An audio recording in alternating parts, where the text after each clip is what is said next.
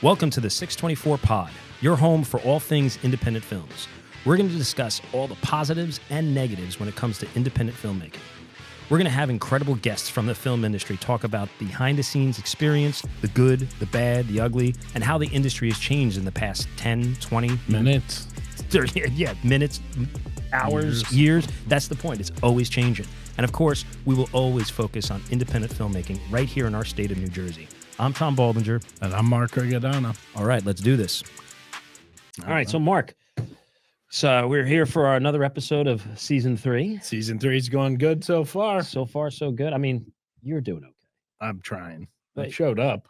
You, not only have you shown up, but you actually are like matching the background. You're blending. Unplanned, but I'll take full credit if it's a good thing. I love the fact that like right here, it just says Mark. Like it's just in case you didn't know what your name was. That's why it's here for me, not for other people.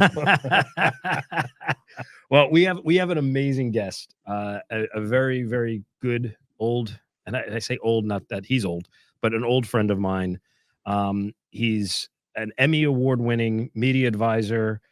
He is the CEO of Vinnie Potestivo Entertainment. He's a very good friend of mine. So we welcome Vinnie Potestivo onto the 624 podcast. So Vinnie, welcome and thank you for coming on. Yeah, man. Thank you for having me, Mark. A pleasure. I love when you're like, this has got my name written on it. This jacket, this is it marks the spot. I tell you, Vinnie, when still in that jacket at the bar. I'm not sure, Vin, if it was you or somebody mentioned to me, it was last year or whatever, and said you should do a podcast. I was like, what the hell am I going to talk about? And I think it was you, Vinny, who said that to me. You were like, just do a podcast. You have so much to talk about. You're in the business, blah, blah, blah, blah. And I honestly, Vinny, I'm not saying this because he's sitting next to me. I knew that I could not do it myself. There was no way that I could host a podcast by myself. Like I needed somebody who is funny, who's smart. Why are you here? And the eye candy. Why are you here? No. So I'm so grateful to have this guy. We've done 2 seasons and this is our 3rd season and this guy is amazing. So Vinny, yo, dude, how are you? You did it, man. So first off, congratulations on breaking through that demon that said you couldn't, and now here you are, season 3. Congratulations. It's coming along. It's coming along, and it's a lot of fun. And actually something that I love about it is we learn stuff when we're doing it. Yeah, we're learning stuff about what we're passionate about, which, if you got high school, Mark, and you said you were going to learn stuff doing it, I'd be like, screw that. I ain't doing it. And just one more thing I want to mention is Vinny is he has the #1 podcast for career building, branding, marketing development.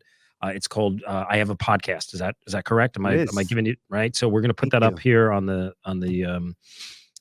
link here so people can see and go watch your podcast.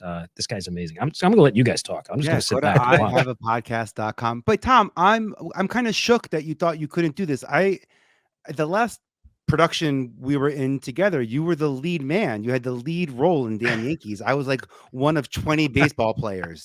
You had every song, every dance. Well, I don't know about every. You know what? Yeah. So Vinny and I went to Wagner College together. Oh, no way. Yeah. So we did theater together. He was my roommate. Now, Vinny, remind me. This is what happens when you start to get close to the age of 50. Closer to 50 than we were closer to college. Yeah, 1,000,000%. It happens. So we were roommates my senior year, right? And your junior year, my right? Junior year. But yet it felt like we were roommates forever. Yeah. You know what I mean? And Vinny and I, I was a junior, he was a sophomore, and it was at the end of the year, and we were kind of trying to figure out like who's going to be your roommate. And did I approach you or did you approach me? I'm trying to remember how that worked out. I don't even remember. Do you remember? I remember someone probably said, I think you won the lotto and you already had the room and weren't sure who your roommate was going to be. And I got along with your suite mates pretty well. So kind of like Mr. Gilbert and Mr. Rich. Yeah. And it was great. And it was like, we were like, well, this is kind of cool because last week I was in Florida and I spent a week with my old roommate when I was in school at the American Academy. Oh, I stayed at his place while I was in Florida. And it's so cool because, like, it's years later and it was just like it felt like nothing, like no lost time. Every time I talk to Vinny, it's like we just pick up where we left off. Vinny, have you ever met? I mean, you and I have known each other for a long time, but I'm not sure if you've met my kids. I don't think you've met Brendan and Leah before. I don't think you have. So Jeremy Gilbert, who was our suite mate, he was in Who's Jenna, my first feature, and Jeremy Gilbert got to meet Brendan. Leah wasn't born at the time.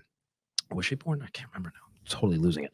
And Brendan, to this day, he's like, "Oh, Jeremy Gilbert, dad, he's cool. He's a cool dude. He's like a dude." I was like, "Yeah, Jeremy Gilbert's like a dude." I'm like, "But you got to meet Jeremy Rich. You got to meet Vinnie Potestivo. I mean, these are people that I grew up with, that were, that molded who I am today." So, Vinny, talk to us about I Have a Podcast. Come on, tell this guy what it's all about. As you know, I got kind of thrust into TV pretty right out of college. I mean, during college, to be honest. And I ultimately got to MTV with this idea that we had the ability to change our stories if we can add some new facts, and adding new facts would in fact then change the truth. So we moved pretty quickly when I got to MTV. Launched the talent development department, where I started collaborating with artists and creating shows with them. And for 10 years, I stayed at that network. First, it was like casting Beyonce and Carmen, a hip opera, which, by the way, Tom, I don't know if this full circle moment, because I give you a lot of credit for giving me the gift of Eddie Murphy raw. Because if you want to know what rooming with Baldinger was like in college, Eddie Murphy raw was on every single day. The director of Raw is Robert Townsend. Robert Townsend. I love Robert Carmen, Townsend. a hip opera. So when I auditioned Beyonce, it was me, Robert, and Beyonce in the room, the three of us. And I learned the biggest gift, the biggest lesson of my career in that moment, and I didn't even realize that until recently. Wow. Beyonce read her lines, and me, Tom, for some reason I think this is my opportunity to stand out too. So I'm gonna casting Beyonce in a film isn't good enough. I'm gonna show him I can be a videographer. I'm gonna get all MTV on him, and I'm pacing back and forth, and I'm moving the cameras in and going crazy. And he goes, "That was great. Let's do it again. I don't need you to move around, Vin. Thank you. In fact, I just want you to be 6 inches from her face." He takes his hand and literally from her nose to my camera, my little handheld camera, 6 inches. He goes, "Now this time, Vin, don't do anything but just follow her eyes. All I want you to do is show me her eyes and her eye contact. I can see she can act, so I don't need to see she can act. All I want to do is see the eyes." And the introduction of Carmen, the character in the film, she actually walks down the stairs. It's a silent entrance. It's a really powerful entrance. He literally just had her walk across the room, and she nailed it. And he didn't ask to see her do another side. That was it. That was a wrap. Wow. And for years I thought, man, like in a casting, I did something that detracted from an actor. It's like a pet peeve of mine to this is their moment, and they're on pins and needles, and they know there's judgment coming along with this. And to be honest, Beyonce at that point was in Destiny's Child, which had just broke up. Right. And they were sort of seen as a liability in music. Beyonce was not the leading female that she is seen now commercially. There's a lot of people who said she shouldn't get that role, and she knew that, and that's what made her double down on it. And for years, I thought I did something I could do something to detract from Beyonce. You know what I mean? This is how small my mind is. But what I realize now is Robert and Beyonce were communicating on a level that I just hadn't grown into yet. They shared a vision. He shared a goal. He shared an energy. Instead of giving a line read or talking about marks and giving quote unquote constructive feedback and constructive criticism, he just shared a greater vision. And that moment really stands out to me in terms of how we creators and creatives communicate and talk with each other, and the space that we can, create. My podcast is about that moment. I actually go back and I talk to her dad, Matthew Knowles, a lot about that moment, and how she used character development to create this idea of a woman named Sasha Fierce so that she could remove herself from the Beyonce we know and step on stage and step off stage and, have some mental sanity with the amount of eyeballs and pressure that was on a single female. Back then. So that's really what I Have a Podcast is about. I go back and talk to Mandy Moore. Jamie Lynn Sigler was a good friend of mine during filming Sopranos. So like, it's crazy to think that we would just do our day jobs during the day. And I got TRL and silly shows in the studio, and she's filming Sopranos, and we would meet up at night. And it's really about making sense of the early Y2Ks, the decisions that were made, why people said yes, how they said no. Still learning from that process. And then I got it registered. And because I got it registered, everything I do, because I paid $2,000 to get the little R with the circle on it, is everything I do is I have a podcast. So I have a podcast on TV is my TV show. I have a podcast on the radio is my radio show. And I have a podcast.com is an award-winning blog with really high domain authority that focuses on featuring independent solo voices and podcasting. So I still get to do what I love doing, supporting talent and, I don't know, instigating and initiating opportunity, I'd say somewhere in the middle. But developing. Well, you and I spoke a couple days, was it yesterday? Yesterday. We spoke yesterday. Yeah. And, I'm inspired. I'm inspired by just the words that you say. And Kelly, my wife, and I had a conversation. I was telling her about some of the things you and I talked about. Oh, cool. And you even said it, like you said something to me. I don't even remember what it was right now. And I'm good, but you saw my brain going, like the wheels were spinning. And that's what Vinnie does. Like he says something, he talks, he says a word, he says a few words. And you would do this, like, when we were working together in college, like you were really a motivational. I know you do motivational speaking as well. Yeah. And I think it's really awesome. And I'm excited to have you here because this podcast is about independent filmmakers coming on and learning about the do's and the don'ts, the failures, the successes of filmmaking, and how to get to the next level, right? And you talk about that moment with Robert Townsend and Beyonce, and it made me think of a question. Yeah. Do you think that connection still happens with directors and actors today? Oh yeah, respectfully, absolutely. And even more so in cultural based films, I think there's a lot more patience, and I think that talent is a lot more reciprocal. I think that now we're dealing with actors and performers who really honed in on not only their craft, but what makes them fascinating in that craft. And it's the execution of talent. It's that skillful execution of talent that I think has changed. And I think especially since film distribution has completely changed with the digital, landscape doing what it's doing now as well. There's a lot more space for grace, and the word talent has changed. It's shifted. 30 years ago when I started TV, talent was strictly celebrities, actors, dancers, comedians, maybe not comedians, but I was trying to I'll leave the jokes to you. I'm trying, man. I'm trying. Choreographers got their thing, interior designers, but no, comedians. They got like dating shows that they could, sex advice shows that they could, demonstrate their chops on. That's the great Adam Carolla there for you. Shout out to my MTV roots. But yeah, I think that it has. I think that decisions are made a lot more personal now. I think that it's harder to get in to the first phase, of this industry.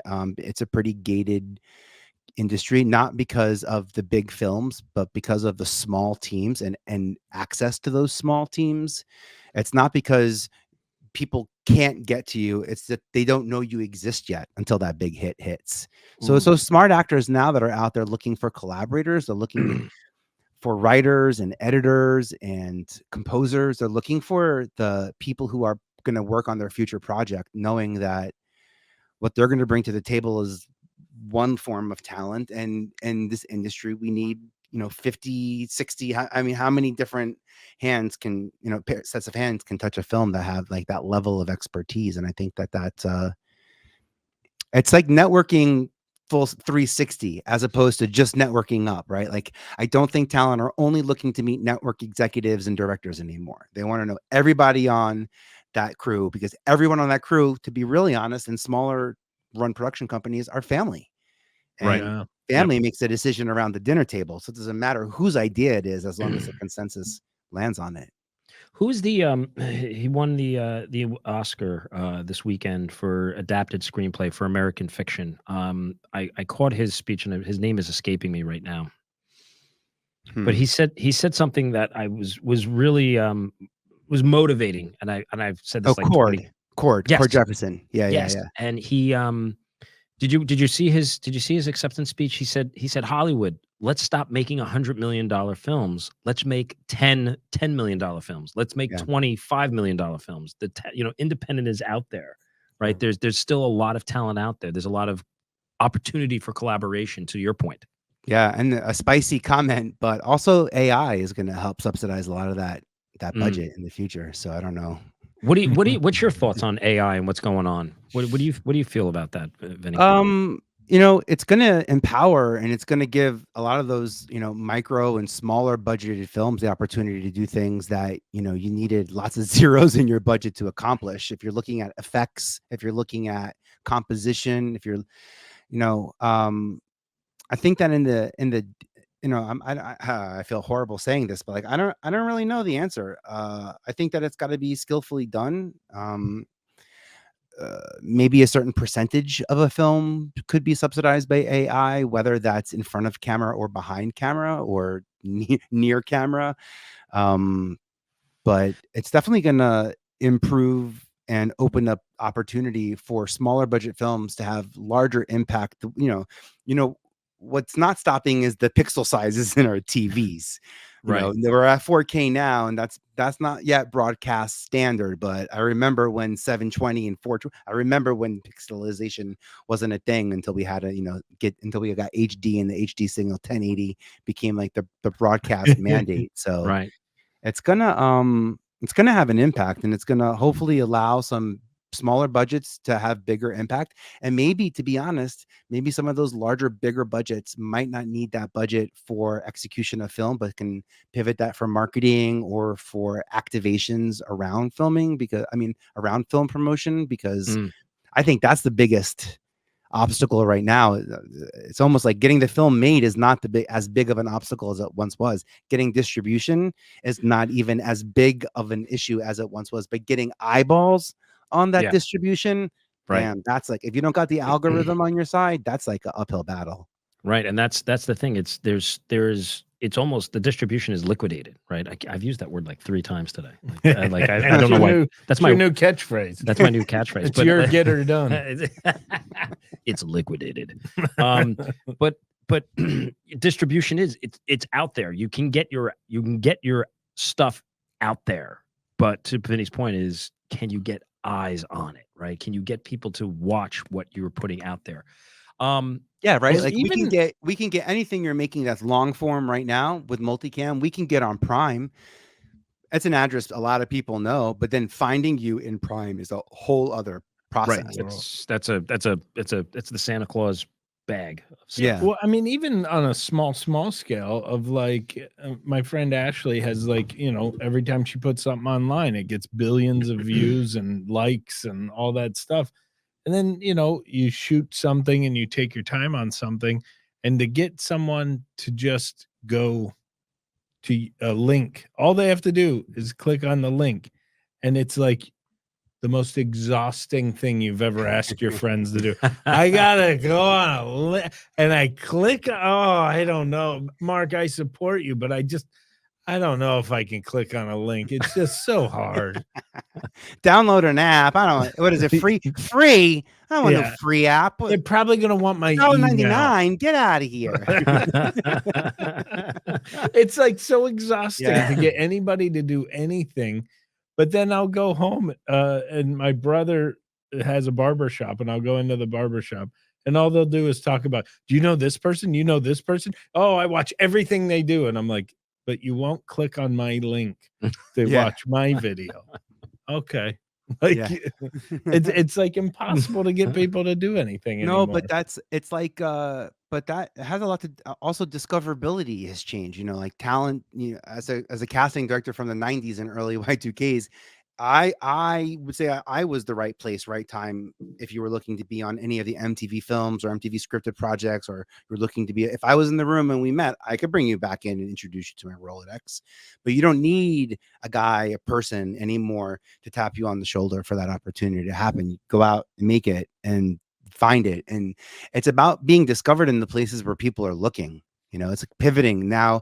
I think TikTok earlier this year in 2024 announced that it's no longer just supporting vertical video. Now, if you turn your phone sideways, it'll support horizontal, and that's a big indication of how we consume long form content. YouTube had a tremendous shift in its platform as well in regards to how it's holding long form content and short form content. So I think and that Instagram now you can put full videos on, right? yeah, For yeah, Instagram, yeah. You don't have to, Meanwhile, doesn't have, as kids, we were like, with hangers and like aluminum foil trying to get HBO and all like the cable. We put in the effort. What do you mean Yeah, I gotta right. pay for this? I figure it out. Channel 2.5.76. hit the two buttons at the same Yeah, time, and you get to exactly. see some. I'm waiting to see if the thing everything shifts though, because Yeah. so like I love old movies. I love old movies. I mean, you can go back to black and white, but like the 70s. You watch something like The Deer Hunter, and the first half hour is like one camera, one take, Right. one whatever. And I tease Pete about this all the time. I go, Pete, you ruin movies because now MTV came out and every 30 seconds they're switching cameras for a music video to keep your attention. Now on YouTube and on Instagram Reels, it's like you better switch cameras every like 2 seconds. Oh yeah, every because 2.5 seconds. Stupid rule, man. And to me, it's like you never get to watch the chef cook. You just taste the McDonald's hamburger. Like you never get to let things cook. But I know I'm not the norm. The norm wants quick bum bum bum bum bum. Well, actually, what was it? Dan, we had Dan Lauria on season 1, and Dan Lauria talked about that. And he said, if you, I think I don't know if I want to misquote him, but I believe he said, if you are a director today and you try to make a movie or a TV show based on the stuff that was done in the 60s, 70s, and 80s, you're out of the business. You're not going to survive. You're not going to survive. No one wants a 2-shot or a 3-shot of 3 people talking to. I was just watching The Godfather Part 2 last night. Yeah, it wouldn't be made now. It would never. And there was a shot of Fredo, right? It was when Michael comes in to finally talk to Fredo because he's trying to figure out, how do I get out of this, this mess with Congress and the government trying to defame me, right? And Fredo is there on the like the little couch thing, and Michael's standing on the other side, and it was a 2-shot. It was the whole scene. The whole scene. They didn't cut to Fredo. What they didn't tell you is they lost the footage of the close-ups. Yeah, there was no close-ups, right? And I sat there watching it last night, and I was like, God. But it's even my comedy style is like, I feel like I'm outdated because I tell long stories, and everybody wants, just give us a set of punchline. I'm like, yeah, but if I tell the whole story, you'll be invested in the characters and the story, and it'll mean something more. How do we get to tell meaningful stories under the new rules? I think that the answer to that has to do with the delivery of media. So like I'm thinking of like what Apple's doing in spatial computing. I'm thinking of like Quest with their VR. And like some of those solo shot, single shot cam things, that's more enjoyable to watch when I'm immersed into the media. So it might be kind of cyclical. We might be looking at some of where tech is advancing. I mean, imagine being in a headset and it blinking. It's like what Halloween movie is that where they wear the masks and they start to turn into bugs after a while? Yeah. I know. Yeah. Well, it was a dream of mine to shoot a film in VR and the 360 camera. And as I talk to all these people, everybody's like, totally see it, totally get it. I totally get it. But nobody wanted to do it. No, well, no, that's exhausting to watch, though. Imagine looking around the entire. No, but I mean, make it a half-hour film that you're in the movie. I've seen long form hiking and like expedition kind of footage that worked out really well. I like that. Nat Geo's done some stuff in the VR space that was single solo cam shot 360, with the helmet and the camera up on top, and like I think there is a space for we're kind of used to short form content because of social. We call long form content TV shows 30 minutes, 60 minutes. We're complaining that movies are over 2 hours long now. We're But complaining. we'll sit and binge watch an entire season of a TV show. Yeah, for, exactly. for I'll 3 watch- hours. Yeah, I'll 3 or watch 4 hours. I'll Yep. watch 8-hour marathon of Louder Milk, but I'll bitch about a 2.5-hour movie. Which it's funny because even Jimmy Kimmel said that in his Yeah. I think it was either his opening or his closing. He's like, all of these movies too long. All of these movies are too long. And I was like, really? He threw Like- out a stat, right? He said 30. I think on average it's 30 minutes longer than last year's longest movies. Yeah. Is what this year's Wow. were so far. Yeah. But they were great films. They were great films. They're great stories, and it's it's difficult to get some. I mean, I can't even get my and my son's probably going to watch this, but I can't get like him and I watch Ted, right? The new TV series, which is Yeah. absolutely hilarious. Yeah. I love it because it goes there with the comedy. It breaks all of the rules, and that's my kind of comedy. Like break the rules and ask for Go forgiveness for it. later. But if I try to get him to sit and watch a 2-hour movie with me, it's impossible. It's Yeah. incredibly impossible. Within a half hour, he's on his phone, looking at something else, and he'll sit there and watch the whole movie with me, and he's on his phone. And it's interesting to me because I'll say, dude, did you see that scene? No, I heard it. It was good. It was good. That was a funny scene. And I'm like, but you didn't enjoy it. Like We're gonna go back to the radio. We don't even need TV anymore. it's and we sound like old guys. We're like, you remember Well- back in the day? Well, I mean, think about mean, it. We're podcasting, talking to somebody with a great podcast. We are essentially going back to radio. Yeah. 1,000,000%. Yeah. Soon, I mean, we're texting instead of calling on phone. Soon we'll be doing the do do do do do do do do. You know what I find interesting, Vinny? Hello, Do you Viacom. run into this? This is so a wild question I'm going to ask, but I'm running into this with an individual I'm dealing with right now. I'm right here. Oh, sorry. So there's somebody I that I'm working with in the entertainment industry, and this individual will only voice message over Instagram to me. I'll send a text message over Instagram. Will not respond to that. But if I go, hey, Bob, what's going on? Just give me a call later and I'll talk to you later. And then I play that. He comes back. All right, Tom, I'll talk to you later. Give me a call tomorrow. And I'm like, if I put that in the text, like, I don't understand that. Like certain people don't want to communicate. It's like, I don't understand communication. What happened? Human reaction. I know. Do you run into that, Vinny? The async audio drives me a little bit bonkers. I do find myself if I get a voice note through Apple, I do find myself clipping over to the transcription. I also find myself, earlier this month, Apple Podcast launched their automated transcription services that are now built into the Apple Podcast app. I find myself reading ahead of where the podcast is, not because you? I'm not happy with what I'm listening to. I just want to know where we're going a little bit. So if I know if I want to skip or if I want to stay, where I'm at a little bit. I love it. With I like to Instagram, take in my information, but also know what's coming up, so I know if I want to. I want to be What I'm respectful. getting in. I want to listen to you like speed 1x, not like 2x, like you're some like gavone that I Chipmunk. can't sit down. Yeah, exactly. Like I can't stand you. I just want to understand quicker what's in your head. Just kidding. Vinny, The do you Instagram thing though, Instagram, WhatsApp, Facebook, LinkedIn, they're the WhatsApp is all encrypted, right? So it's WhatsApp, Facebook, and Instagram all owned by Meta, and all share a very similar sort of messaging system. But that async audio that you're talking about, Walkie Talkie, is an app that people use. It just is I think another way to have more intimate conversation without needing to sit there and. I mean, we survived T9 texting. Are you kidding me? Like, we are champions. We got a whole nother language that, us Xennials and Gen X, there is no way that we'll ever not be able to send a secret signal if we ever get stuck someplace. I got a coder ring. Yeah, exactly.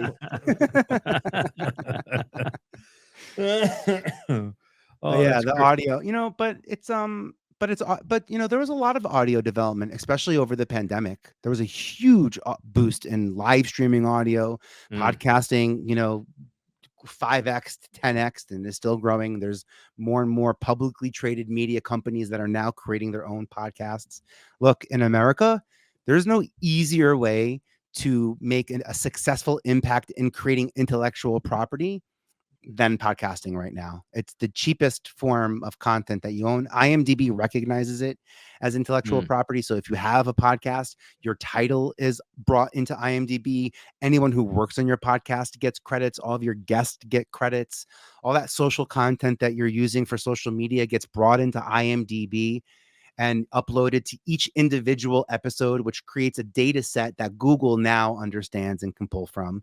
But also, you saw how Prime works on these big screen TVs. You know, when you mouse up, you can see the actors that are actually in the scene, in the frame. Right. You know, there's hierarchy to that. So I like what Amazon is doing in terms of like, that is kind of cool. like a robust support for media, as opposed to what Apple is doing, which focuses a little bit more on the content.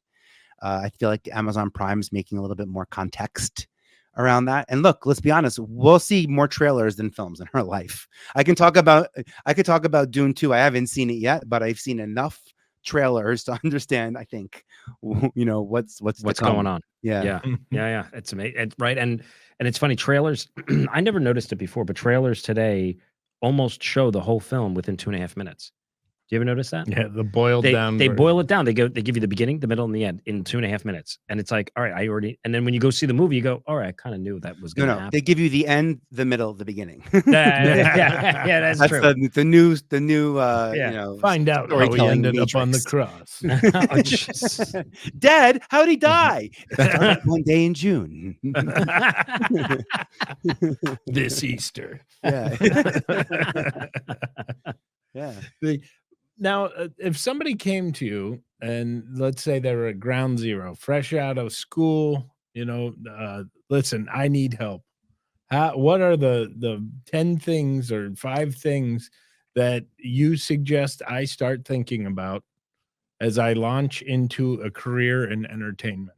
Oh, cool. That's a cool question. The first is who. This is why he's the co-host. Yeah, I like that. Who, not how. It's not about how you're going to break in. It's who you're going to do it with. I mean, how many actors do you know went to school with each other? How many groups of comedians? I can think of Aziz and Rob. I think of that whole human giant group of comedians that we brought to MTV. They support each other. I think that's what I was talking earlier about, is like this community of culture where there's a lot of space for each other. It's cool that Tom and I are working together. We learned together. Some of our foundational building blocks are built using the same language. So for me, I like to I want to start with who, not how. And there's some networking involved in that. So I do believe that having a LinkedIn profile is pretty important. I got to be honest. LinkedIn is where every financer, every VC, every network executive, every publicist that I know of is on LinkedIn right now, whether they're looking for a new job or clients. But it's the place to go where we can double verify we are who we are, and you have social proof, and you have proof of where we've actually worked and who we've worked with, and access to our colleagues and coworkers. So like, I think who is important. I think a LinkedIn profile is important. I'll probably teeter over to like Instagram or TikTok as like a creative platform. I come from an era where you're supposed to like fake it till you make it, and then we're gonna make it all, you know. But look at where that got us. But I like to say now, make it so we can take it, you know, to bigger distribution. If you can make something, if you can get something created, and I'm not saying that you should go out there and create what you should. I'm saying you should go out there and create what you can. What you should is a response to what's happening now. What you should is support the conversations that are out there. But what you can do is probably ask a question that comes from your unique point of view that you're prepared to support, that might help you figure out who needs to be on your team, whether that is who your audience is intended to be. I'm pretty intentional in who I want my audience to be. I think there was a point in time where we were like, I don't know who my audience is. Let's do a poll and see who it is and see what the numbers say. And then that's my audience. And because of the power this phone gives us and the social networks, we can actually target and micro target our audience. I don't niche down my brand. I niche down a message so I can reach a certain group, a certain onset of audience to help build my community. And there's no part of me that's trying to build an audience on social media. I build a community. I do the gross community building up top, and I use the social networks to net out audiences on respective platforms, to your point about Instagram audio users, wherever they Right. feel most comfortable, because I want them to be comfortable. If they're not comfortable, they're not going to consume. So LinkedIn, I think a fun, creative social outlet is important. I'd probably say my last two, have a development slate. I think that's really important. Some people really get tripped up on this, a development slate. Well, I don't know. What am I going to make? I don't know. I have a whole pad of notes. If I ever get called in, no, I don't even want to say this, but I'm going to finish this thought. If I ever get called in to audition for SNL, Liz Patrick, if you're listening to me, don't call me, but it would be fun because I have a list. I'm prepared to give you like ideas. I know exactly what I'm going to pitch. It's also, I'm the friend who takes photos and doesn't post them. And then all of a sudden Threads comes along, which no one looks at. And I'm like, I love this place. I can post all my photos here and I feel vindicated and no one's going to see it. So it's like my own private, my own private stage. I got my own little black box theater going on. But I think having a development slate is intentional. And I think that being intentional matters. I think that a lot of us will rely on our skills and our characters to sort of get us into rooms. But how we leave those rooms and how we act in those rooms and how we contribute in those rooms is predicated on what we bring in with us. So like having a thought process, having an idea, having an understanding of what you uniquely in a fascinating way could be creating is going to help differentiate you from any other person that walks into that room. And that's not something you can compare apples to apples on. That's just where we're completely uniquely different. I have uniquely different thoughts. And by the way, I believe in that. I do come from a place of abundance. I believe that we're guaranteed tomorrow. And I'll say it this way, I'm willing to put my life on it. And guess what? I'm going to get it wrong once in my entire life. And I ain't even going to be here today to find out. Your odds are good. So like, that sounds like a bet that is worth making, to be honest. Because what I'm not going to do is be afraid to not do something today because we're not promised tomorrow. I'm making decisions today focused on tomorrow as I'm still processing the past. And for me, just that awareness, it's having the intention to create content, having the intention to decide what characters you want to be. I mean, I worked with some really cool talent in very unique ways. One project I did was the reality St. Elmo's fire in DC, and Rob Lowe was our executive producer.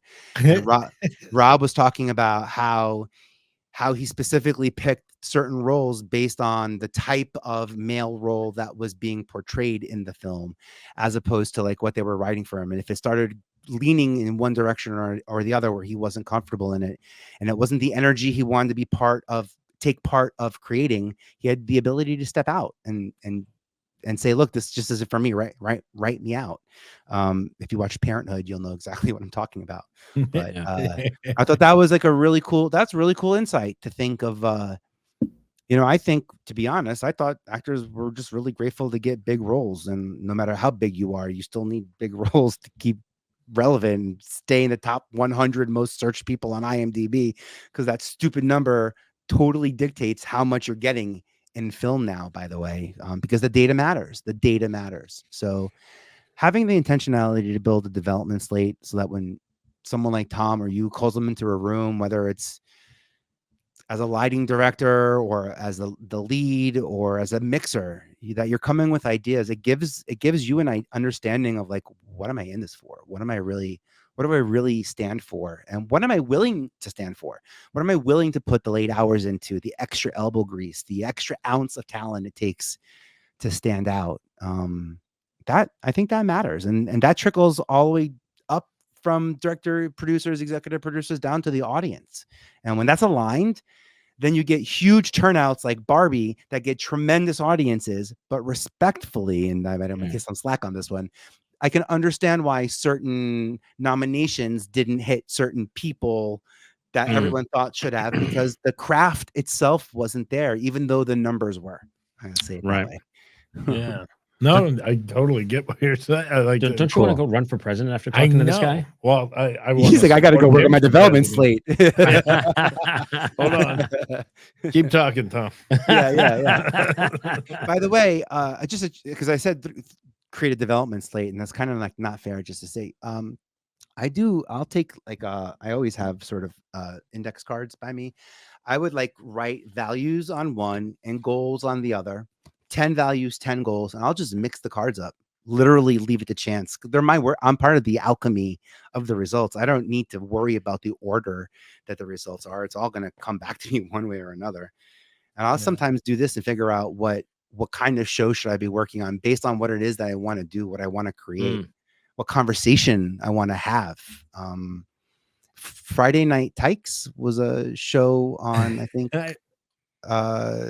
History Channel, maybe, was it? Yeah. I remember And that name. they basically, I mean, it was watching, 3 to 5-year-olds play full contact, football. And really what it did is they did that to open up the conversation around player safety and really taking a conscious look at how we're grooming the next era, my accent of that was a smart slip because it is an era to let 5-year-olds smash each other. Yeah, right. So it's like even, and then A&E did, A&E is an interesting network group. They're owned by a family, not publicly traded, so they can do things that other networks don't. You look at some of those the girls that are all dressed up, they got the hair, they're super done. I forget the name of the show. Yeah, the pageantry thing. Yeah, the pageantry sort of it all. And again, the same exact conversation. At what age do we start the sexualization, the conversation around what a woman's supposed to be? What are we projecting? What are we really even doing here, let alone what we're seeing? It's like those networks that can start that conversation with content. That's it's powerful. I mean, yeah, I really, it blows your mind to think that there are people who have the access to that power, and some of them don't choose to be responsible with it. There's a lot of shows out there that is like, and is this good for us to have? Is this a positive thing that we're putting this out there? But now, so I got told advice when I first moved to New York, and it was kind of I know what the guy was saying now looking back, but he told me, he said, listen, if you're going to go into this and you're fully going into it, you keep your load light. Don't, you might not want family, you might don't have pets, you're going to be on the road, you're going to baggage. Yeah. And I feel like the newer generation, the younger generation are kind of have that like 1970s women thing where it's like, no, I can have it all. What do you think on the balance of, because I feel like now we're not just supposed to be entertainers. We're not supposed to study acting and learn and do all the things about acting and learning about whatever. We also now have to also be our own publicists. We also have to be our own promoters. We have to get people out and to shows, and like we're basically getting put, instead of having a job, we have 10 jobs.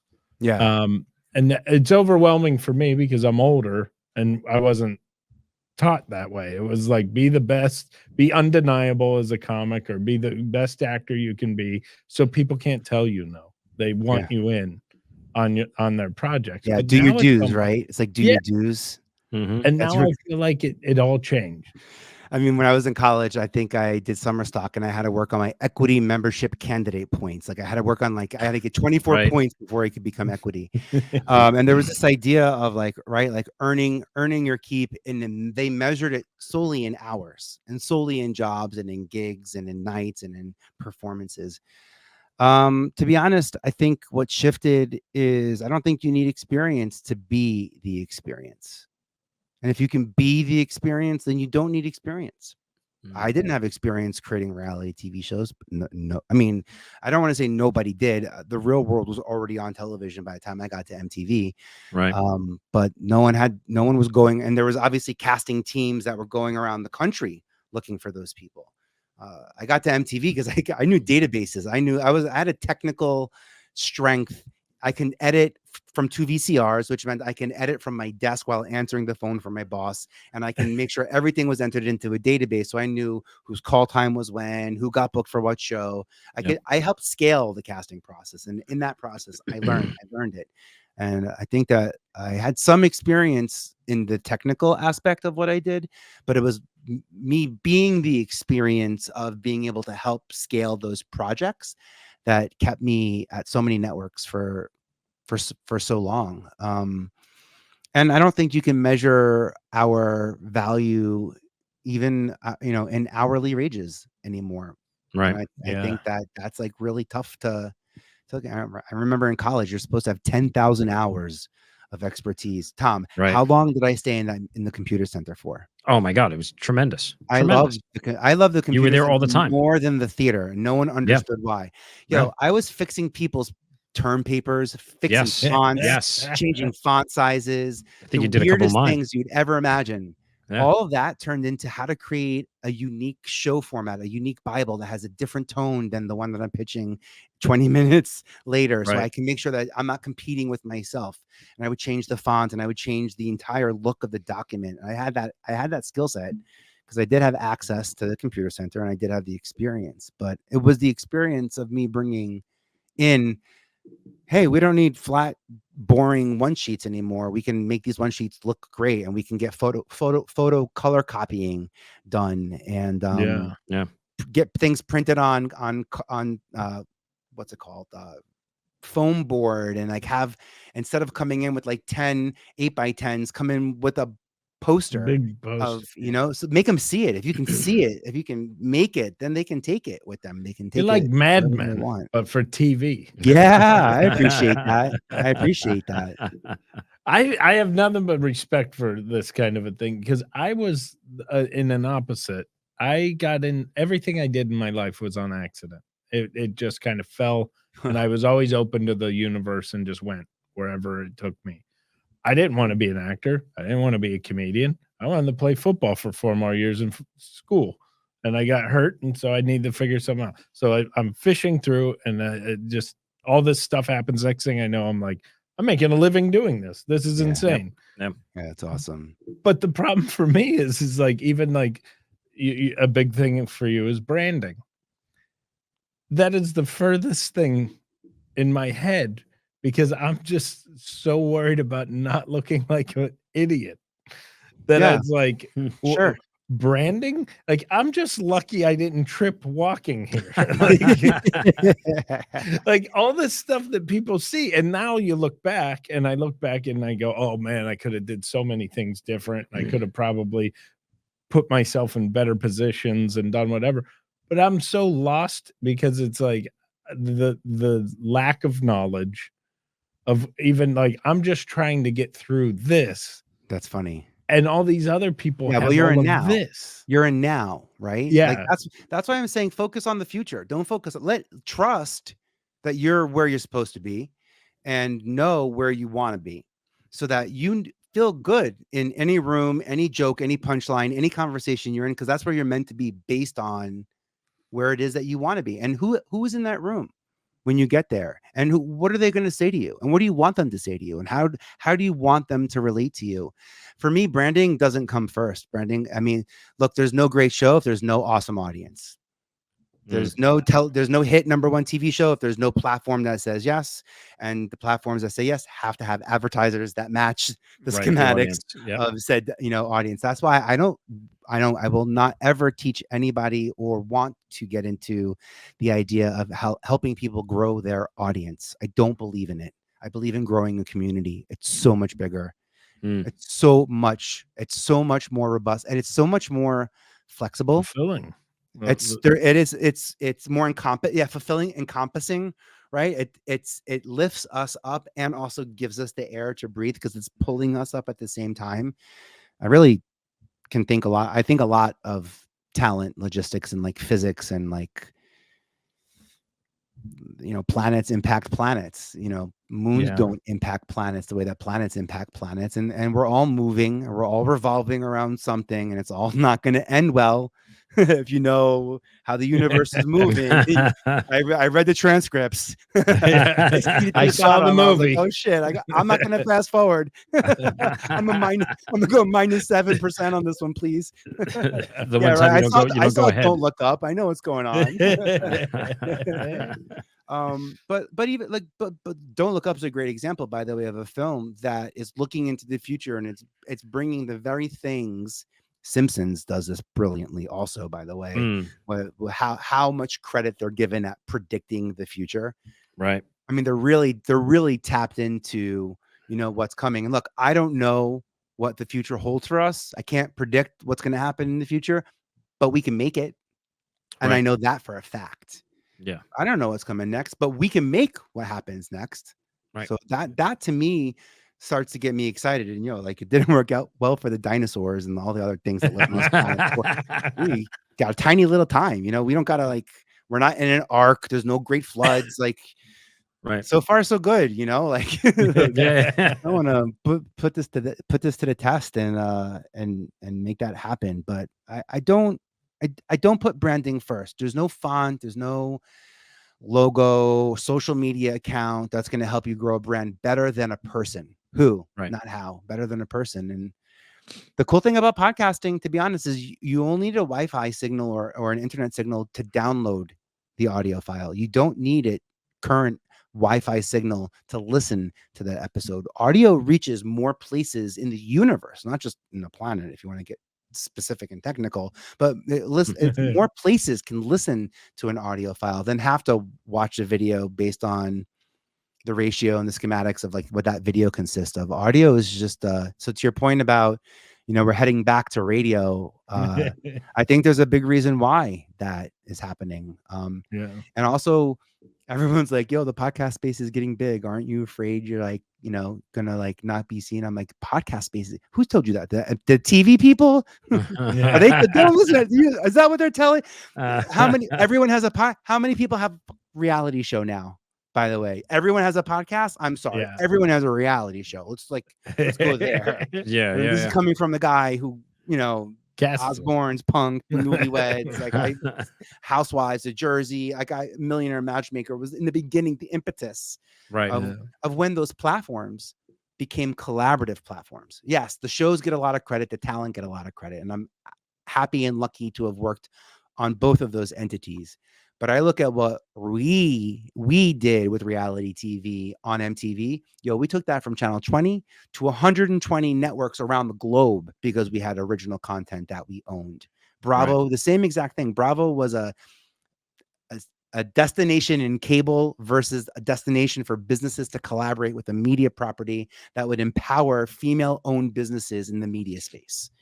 And LinkedIn is doing the same exact thing with their podcasts right now. They are. These platforms are really stepping up. And I think that's why I mentioned earlier, LinkedIn and Instagram and some of the, or TikTok. Everyone's afraid of, not everyone, but some people are afraid of the gamble. Is the government going to shut it down or not? But make the freaking video. Don't do it for the platform. Don't do it for the platform. And I was just watching on ABC News on Sunday. It's not going to get shut down. No. TikTok is just going to get swallowed up by a U.S. company, right? The U.S. someone will swallow that up, and then they'll continue running it. It's not going to get shut down. Even if it doesn't. Let's say it does get shut down. Something else is going to come along that's going to have it's the same next man up. So it's the next person up. What? Platforms, I know this for a fact from MTV, platforms need stars. Johnny Knoxville isn't an MTV star, but he certainly is a star that got his start on MTV the same way maybe Ashton Kutcher was a box office hit actor, and he was on a smash TV show. The last thing he needed to be was in a cable show, but he wanted to show the world that he was capable of creating content, not just starring in it and being in it. And that's ultimately the collaborative platform that MTV became known for. Diddy bought a show. He did Making the Band. It was Rob Dyrdek came and pitched us Ridiculousness. It was it's the most watched show in the history of ever. What a fucking shot in the gut that is. You hear all these names that I just dropped on this podcast, and that's the show that outperforms anything in the history of MTV ever. Right? Man. Crazy. Vinny, this is we could go on forever here. Well, I think we need to do a live one so we can all go out for a drink after. Cool. Vinny, you are incredibly inspirational. Everything you say, you talk to about here, I'm looking forward to continue working with you. That what we got going on, which is amazing. This guy's just you're like the golden ticket. In fact, actually, I don't think I'm going to show this. I'm not going to show this podcast to anybody. That's it. Nope. Sorry, Vin. It's just for us. Vinny said, "Create what I should, not what I can, not what I should." All right, so we've kept you way longer than we promised you, so we apologize for My that. pleasure, dude. But we do have one question that we always ask our guests, and it's so you want to do 5 or 3? Let's do 3. We'll do 3. Okay. If you got stuck on an island by yourself, and not Staten Island, you got stuck on an island and you had 3 movies that you could watch today, what are they? Ooh, that's a great question. All right. Probably. Oh God, this is so embarrassing. I'm gonna go with my gut. So the first one I'm gonna say is Swiss Family Robinson. Because Wow. if I'm stuck on an island, I need to know how to make all that shit. I want to know like windmills and like houses and this trees. Like, He's not looking for entertainment. He's looking for survival. He's looking, how am I gonna ride this ostrich? Get me on this thing. I could have said Ewoks, but I'm 250, 6'3", so like I opted for Swiss Family Robinson. Yeah, or I could have said Pee-wee's Big Adventure also. As Tom knows, that's one of my favorite. When I in the 90s I would watch TV and I said there's no representation. No one's like me. I'm like Pee-wee Herman meets Rosie O'Donnell with a little bit of Jerry Lewis. Oh my God! There's no one like me. By the way, it was we turned on Howard Stern. Tom was a big fan of Howard Stern. I still am. And that's the first time I ever saw myself in media. I am Robin Quivers. Literally, my senior year, I did something called a landmark forum that she was in my class. She's the woman who told me, take out an ad when you go back to school. Start a casting database if you're so good at databases and you want to be in casting. Yeah, that would be interesting. And I did it. And I had 700 headshots sent to me in campus. It was a Vinny cool moment. Vinny was the casting director for my first play that I wrote. Oh yeah, in 99. Yeah. So it was called Last Call, and Nice. he actually. And I'm sorry, I'm totally interrupting your. You're giving me more time to think. So we were talking the other day, and he pulled out our casting notice and like our flyers and everything like that. I was like, holy shit! I still have the script, by the way. I still have the original script. That's awesome. I mean, I look at. I have all the headshots. I have all the casting notes. I have all that stuff too. Vinny, it was. I don't know why you did it. It was the worst play I ever wrote. It's terrible. I didn't think you were going to say that. It's so bad. I mean, it was fun. It was a lot of fun. It got made. It got made. You know what? It got made. My favorite thing he did is he said it was the worst play ever written. He goes, well, I didn't think you'd say that. He didn't say, no, it was good. It was say that, but it was I look at it now compared to, as 34, 40 years. Like, oh my God. How old I am. All right, go on to what your second film and third film is, because I'm going to start aging myself. Maybe I'll just keep it light. I'll throw in the OG Willy Wonka. Oh wow, nice. I'll go there on that one. That movie is a movie I can watch over and over and over again. And then could you make a horror film out of Willy Wonka? Yeah, sure. Marilyn Manson made a career off of it, right? You can make it. Jesus. Yeah, like the chocolate fountain and the whole like ferry ride going down. Like that's like his first right. Marilyn Manson's first album, Portrait of an American Family, was like there's like tons of Willy Wonka comparables. I'm not even a fan of his, but I was like, oh, this is like Willy Wonka. All right, so that's your second. And then I probably will say, let's see. So gosh, I can't believe I said what I said. The third one would be, I don't know. Should be a long one. It should be a long movie because I don't want to. Ironic. I would say Titanic, maybe. That's Okay. Wow. that's a movie Yeah. that gets me really emotional. And we came out when we were in school together, and like Yeah. I think a lot about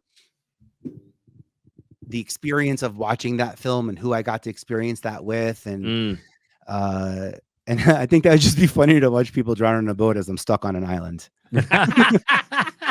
Right? I was gonna say, you know, like Perfect answer. yeah, that's it. So that's like those are my 3 final answers. I love it. I love it. Vinny, this has been so awesome, man. We're gonna have to have you back again, please. Yes. Yeah, You know, please, my pleasure.